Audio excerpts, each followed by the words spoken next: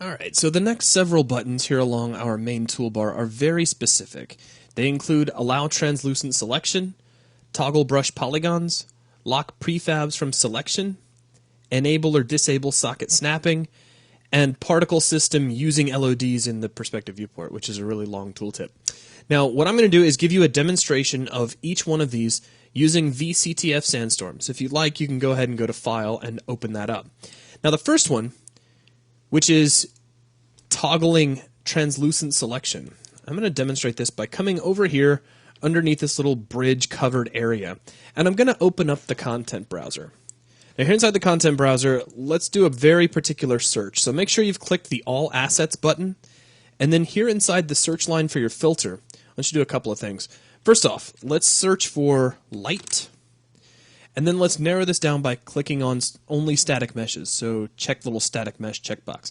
If you scroll down here to the bottom, you're going to see a couple of volumetric static meshes, kind of for spotlights and volumetric lighting.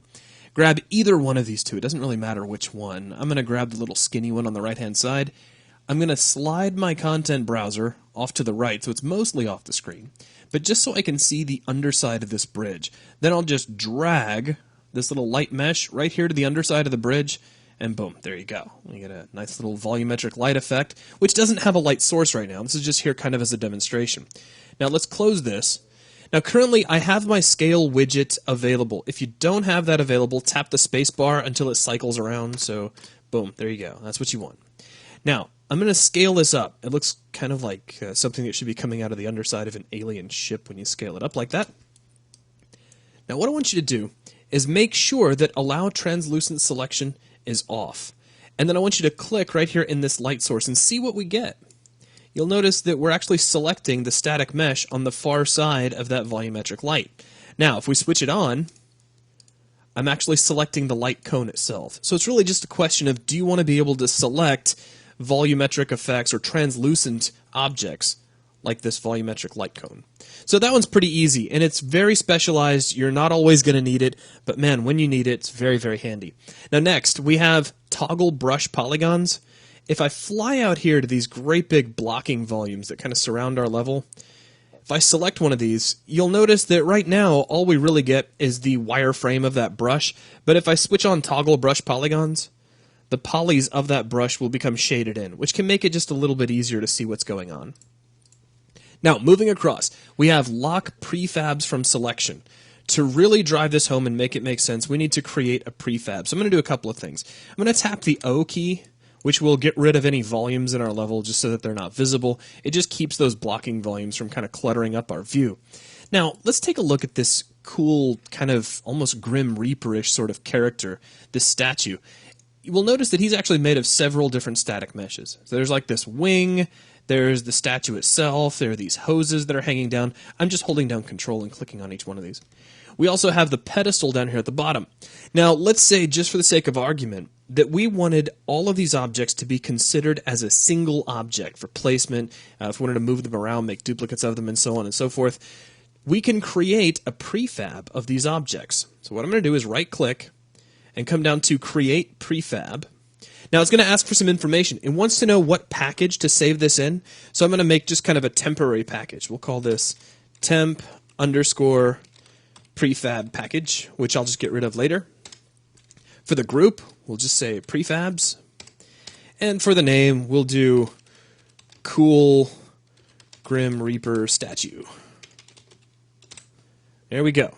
Now, we click OK, and we're going to get another message that says, would you like to replace these actors with an instance of the new prefab? Why, yes, I would. So we click yes. Our static meshes are now gone, and we now have a prefab. So now, if we select any one of these, currently we can actually still select the static meshes. If we click Lock Prefabs from Selection, however, selecting any one of these objects will select all of them simultaneously. So it's just a question of whether or not you want to be able to select the individual parts of a prefab or the entire prefab as a whole. Now, if we switch out of game mode, and if I navigate here inside the base of this mesh, we also get a little prefab icon. even if we don't have lock prefabs from selection on, we can always grab the entire prefab by grabbing this icon. So just keep that in mind.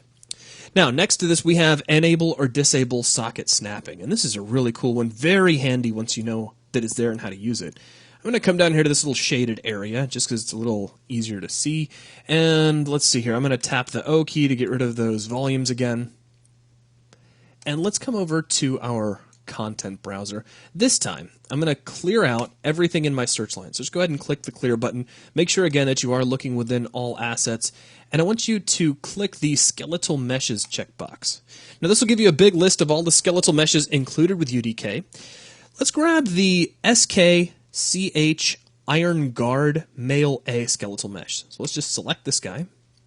And let's just drag and drop him right here onto the ground. Now when he comes in, by default, he's kind of sticking halfway through the ground, so I'm going to tap spacebar to get my translation widget, and we'll pick him up into the air. He doesn't necessarily have to be sitting right on the ground. I mean, if he's hovering right above it, that's okay. No big deal. Now, let's say we wanted to give this guy a gun. Let's say he's a skeletal mesh that we're going to be animating in Matinee, but for our animation, he has to be holding a weapon. Well, here's the thing. A weapon, in this case, let's just pick on a shock rifle. So here's our shock rifle. It's SKWP Shock Rifle 3P. The 3P stands for third person. You don't want to use the first person model.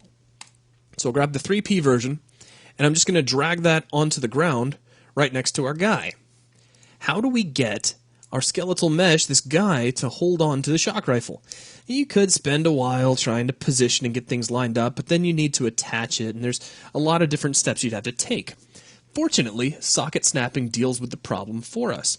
If we switch on socket snapping, all of the sockets of our skeletal meshes suddenly become active.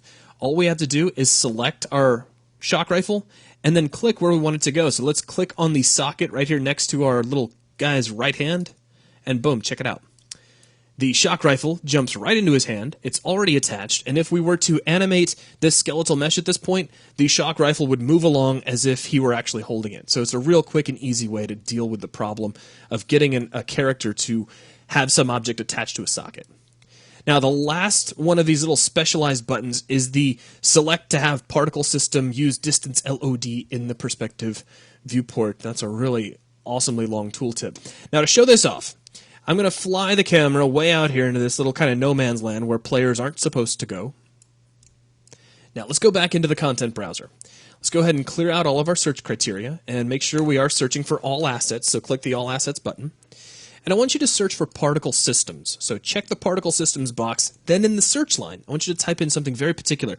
Type in shock, which is for shock rifle, and I want you to grab the P_WP_shock rifle ball particle system. I'm going to take this guy and just drag and drop him right here onto this kind of slanted piece of ground. Now he's kind of sticking halfway through the ground, which is no fun whatsoever, so using the translation widget, I'll just pick him up a little bit. Now there's all sorts of stuff kind of getting in the way of us really being able to see this guy, so I'm going to make sure we are in game mode, which will kind of get some of the icons out of the way. Also though, I'm going to switch on real time, which gives us the kind of animated effect. Now, back in the content browser, real quick, if we double-click on this particle system, we get Unreal Cascade, which I'm not going to talk about too much right here. Save at the very top, we have these controls that look kind of like controls on a DVD player for, jumping and fast-forwarding, skipping to different chapters. These allow us to cycle through our different levels of detail. We also have a preview window here on the right. Now, what I'm going to do, I'm just going to walk you through it. I'm going to use the right mouse button here inside the preview window and drag forward to get us really close to this particle system. Up here inside the toolbar, there's a button over on the right-hand side labeled Jump to Lower LOD Level. If I click on that, it takes us to the lower LOD level. LOD levels, LOD is short for level of detail. This allows us to simplify our particle system if we're really far away from it. And in this particular case, if I jump back, we have our high detailed version, and if we're really far away, we don't really necessarily need to see a lot of these extra effects, so we have a simpler version that will just keep things nice and easily calculable if we're really far away. So let's close out Cascade. I just wanted to show off that we do have 2 levels of detail on that particle system, and we'll close the content browser. Now, what I'm going to do is put us right on top of this particle system. In fact, let me slow down my camera real quick. And if we look right on top of this guy, we can actually see the high-res version. Now, I just switched on the Select to Have Particle System Use LODs in the Perspective Viewport button. Now, check this out. I'm holding down the right mouse button, and I'm going to fly us away from this guy. So we're really far away. He's just kind of a speck in the distance. Now, I'm going to zoom back in, still holding the right mouse button. I'm going to press the C key. See? He's lost those little dark rings. As I start to move closer to him, boom, you see him pop right into existence, and then pop out. There you go. So it's just a way that you can preview those levels of detail. So very, very handy. Also shows a nice way to use the zoom feature on your camera as well. So that's a quick walkthrough. The Allow Translucent Selection, Toggle Brush Polygons, Lock Prefabs from Selection, Enable and Disable Socket Snapping, and then finally our Particle System LOD Preview button. So that's going to wrap things up for this video. Thanks a lot.